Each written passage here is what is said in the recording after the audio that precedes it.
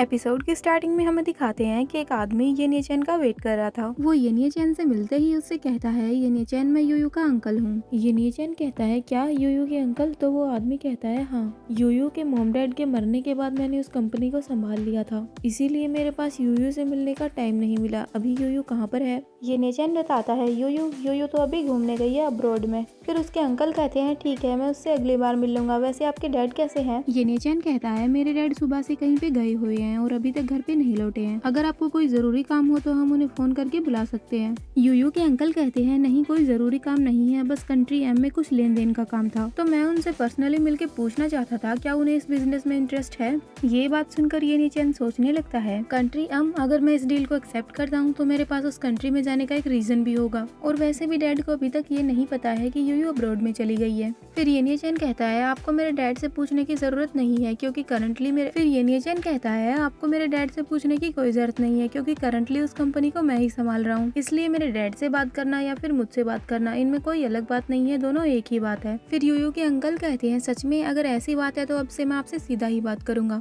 उसके बाद वो दोनों डील कंफर्म करते हैं और यूयू के अंकल येनिया चैन से कहते हैं, आप बस वही करना जिसके बारे में हमारी बातें हुई थी, और कल हम ये सब कंफर्म करने के लिए कंट्री एम में जाएंगे। येनिया चैन कहता है, हाँ ठीक है, कोई दिक्कत नहीं है, हम लोग फिर से मिलेंगे। अब हमें यूयू के अंकल दिखाते हैं जो कि सोच रहे हैं, येनिया चैन इतना भी स्मार्ट नहीं है जितना कि लोग उसके बारे में बताते हैं। येनिया चैन ने बिना कुछ सोचे समझे डील के लिए हाँ इसलिए करा क्योंकि वो यूयू से मिलना चाहता था। नेक्स्ट सीन में हमें यानियान और लिंगफेंग दिखाते हैं। यानियान के पास उसी आदमी का कॉल आता है जो कि यूयू का अंकल बना बैठा था, और वो यानियान को कहता है, मैंने उसे जो डील बताई थी उसने उस पर रिस्पॉन्स किया। यानियान कहती है, गुड। और फिर वो आदमी कहता है, तुमने जो बताया है मैंने वैसा ही काम किया है, काम पूरा होने के बाद मैंने जो चीज मांगी थी उनमें से एक भी चीज कम नहीं होनी चाहिए। फिर यानियान कहती है, तुम बस ये काम पूरा कर लो, तुमने जो चीज मांगी है वो तुम्हें पक्का मिलेगी। यानियान कॉल कट करने के बाद सोचने लगती है, यूयू और येनिया चैन, तुम दोनों ने मुझे बहुत ज्यादा तकलीफ दी है, अब बस तुम लोग देखते जाओ, मैं तुम लोगों को इससे भी ज्यादा तकलीफ दूंगी। तभी लिंगफेंग कहता है, यानियान क्या तुम सच में इस हद तक जाना चाहती हो? यानियान कहती है, लिंगफेंग क्या तुम ऐसा सोच रहे हो कि मैंने उन्हें मौका दे दिया, उन्होंने मुझे धमका दिया तो बस मैं यहीं पर रुक जाऊंगी? अब हमें पास्ट का सीन दिखाते हैं जहाँ पर यानियान रोते हुए लिंगफेंग से कह रही होती है, लिंगफेंग तुम मेरा बहुत साथ देते हो, मैं उससे ज्यादा तुमसे प्यार करती हूँ। मतलब लिंगफेंग को भी उल्लू बना रखा है इसने। फिर लिंगफेंग ने यानियान से पूछा था, यानियान तुम्हारे और येनिया चैन के बीच में क्या हुआ है? लेकिन यानियान कुछ नहीं बोलती, बस ये ही बोलती है, येनिया चैन और यूयू तुम दोनों ने मुझे मजबूर किया है ये सब करने के लिए। उसके बाद यानियान लिंगफेंग से कहती है, लिंगफेंग मुझे उम्मीद नहीं थी कि येनिया चैन भी उस लड़की की साइड लेगा, वो दोनों हमेशा मुझे मुश्किल में डालते रहते हैं और परेशान करते रहते हैं। फिर लिंगफेंग कहता है, लिंगफेंग ने पूरी बात सुने बिना ही ऐसे कह दिया, क्या उन लोगों ने तुम्हें परेशान करने की हिम्मत की? और लिंगफेंग यानियान के साथ हो गया और उसकी बातें मानने लगा। अब हमें प्रेजेंट का सीन दिखाते हैं जहाँ पर यानियान लिंगफेंग से कह रही होती है, लिंगफेंग एक बार तुमने मुझसे कहा था कि तुम मुझे प्रोटेक्ट करोगे। तो लिंगफेंग यानियान को हक करता है और उससे कहता है, डरो मत, मैं तुम्हारे साथ ही हूँ, मैं किसी को भी तुम्हें चोट पहुँचाने नहीं दूंगा।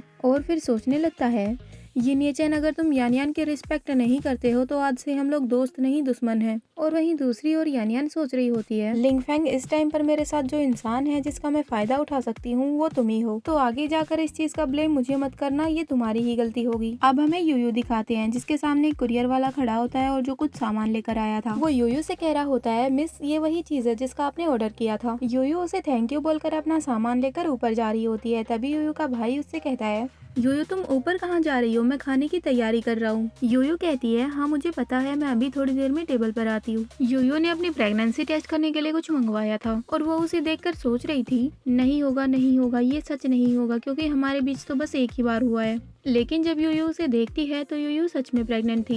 ये देखकर यूयू जोर से चिल्लाने लगती है और पैनिक हो जाती है। तभी बाहर से उसका भाई कहता है, यूयू तुम ठीक हो ना? खाना तैयार हो गया है, तुम बाहर आकर खाना क्यों नहीं खा रही हो? तो वो अपने भाई से कहती है, हाँ मैं अभी बाहर आ ही रही हूँ, बाहर आकर खाना खा लूंगी। उसके बाद यूयू का भाई रूम के अंदर आता है और कहता है, यूयू तुम्हें क्या हुआ, तुम गिर गई हो क्या? लेकिन उसका भाई भी वो प्रेगनेंसी टेस्ट वाला देख लेता है और उसे पता चल जाता है कि यूयू प्रेग्नेंट है। और फिर वो यूयू के पास बैठ जाता है और उससे बातें करने लगता है और फिर कहता है, यूयू तुम इस बच्चे को अकेले कैसे संभालोगी? यूयू कहती है, मैं ये बात नहीं जानती हूँ। फिर उसका भाई उससे कहता है, यूयू अगर तुम चाहती हो कि ये बच्चा जन्म ले तो फिर ऐसा ही होगा। वैसे भी हमारी वो फैमिली ऐसी नहीं है कि एक बच्चे को ना संभाल सके, ये बच्चा हमारा ही होगा, हमारी फैमिली इसे संभाल सकती है, हम दोनों भाई बहन मिलकर इसे पाल सकते हैं। फिर यूयू अपने भाई से कहती है, भाई मुझे नहीं लगता कि मैं इसे रख पाऊंगी, ये बच्चा सचमुच गलत टाइम पे आ गया है, मैं इसे पूरी तरह से फैमिली नहीं दे पाऊंगी। अगर इसने जन्म लिया तो ये भी दुखी रहेगा और मैं भी। यूयू का भाई कहता है हाँ ठीक है, तुम जो भी डिसीजन लोगी मैं तुम्हारे साथ हूँ।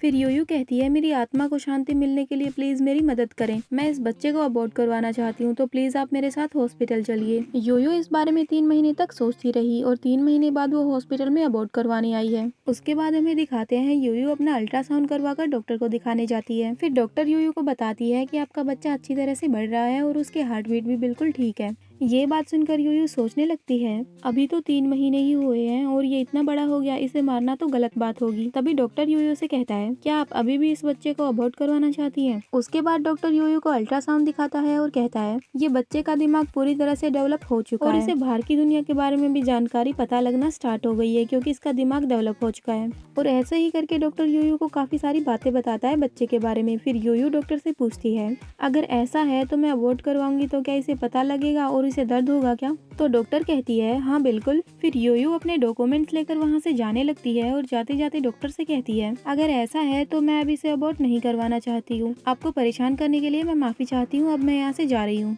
बाहर यूयू का भाई मिलता है जो कि उससे पूछता है यूयू तुम कहाँ जा रही हो? यूयू मुस्कुराती है और अपने भाई से कहती है चलो हम दोनों घर चलते हैं, मैं इस बच्चे को रखना चाहती हूँ। और फिर सोचने लगती है अगर इस बच्चे के पापा नहीं है तो क्या हुआ, मैं इससे पापा से भी ज्यादा प्यार दूंगी। फिर यूयू का भाई उसके सर पे हाथ रखता है और उससे कहता है तुम चिंता मत करो, मैं माँ और बेटी को खिलाने के लिए काफी मजबूत हूँ। मेरे पास इतने पैसे हैं कि मैं तुम दोनों का ध्यान रख सकता हूँ, बस तुम और तुम्हारा बच्चा दोनों खुश रहने चाहिए। फिर यूयू कहती है थैंक यू भाई, आप इस दुनिया के सबसे अच्छे भाई हो।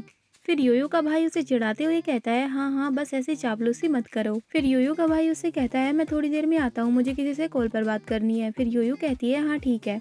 अब सामने वाला कॉल पे यूयू के भाई से कह रहा था सर वू वेंगटिंग ने एक्शन ले लिया है। और ये चैप्टर यहीं पे खत्म होता है। Hope you like this video, bye bye.